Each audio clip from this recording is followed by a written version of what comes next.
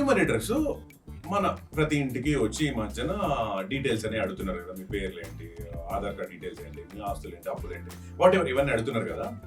అసలు మనోళ్ళు ఏ రేంజ్ తెలివి మీరిపోయారంటే ఒక్కళ్ళంటే ఒక్కళ్ళు కూడా ఆస్తుల డీటెయిల్స్ అయితే చెప్పట్లేదు కానీ అప్పుల డీటెయిల్స్ మాత్రం చాలా చక్కగా చెప్తున్నారట. ఎలా అంటే మచ్చుకు ఎగ్జాంపుల్ చెప్పనా, మేమండి మాకు ఎంత కష్టం 6 కోట్లు పెట్టి విల్లా కొన్నామండి, కానీ కనీసం అందులో 6 లక్షలు పెట్టుకొని హోమ్ థియేటర్ పెట్టించుకునే స్థితిలో అది లేదండి.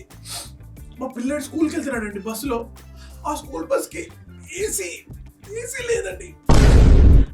పాపం మా పిల్లాడు హాలిడే సంవత్సరానికి ఒక్కసారి కూడా మేము అమెరికా, ఆస్ట్రేలియా, యూకే ఇలాంటి హాలిడేస్కి వెళ్ళలేకపోతున్నామండి. అంటే ఊటీ, కాశ్మీర్, కొడైకెనాల్ ఇలాంటివే.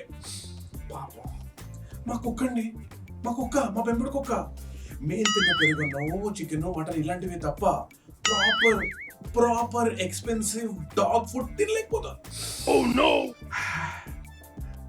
ప్రతి పండక్కి పట్టు చీర కొనలేకపోతున్నాం, సంవత్సరానికి ఒకసారి సరే బంగారు ఆభరణాలు కొనలేకపోతున్నాం అంటూ కష్టాలు చెప్పిగా మగోళ్ళు అయితే అన్న జుట్టు ఊడిపోయింది, ప్యాచ్ పెట్టించుకోవడానికి డబ్బులే అని ఏడుస్తున్నారు.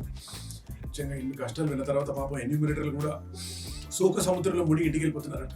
కానీ the take away point is అప్పులు మాత్రమే చెప్తున్నారు జస్ట్ సో దట్ ఏదో ఒక గవర్నమెంట్ స్కీమ్ లో మనం కూడా దూరిపోదామని.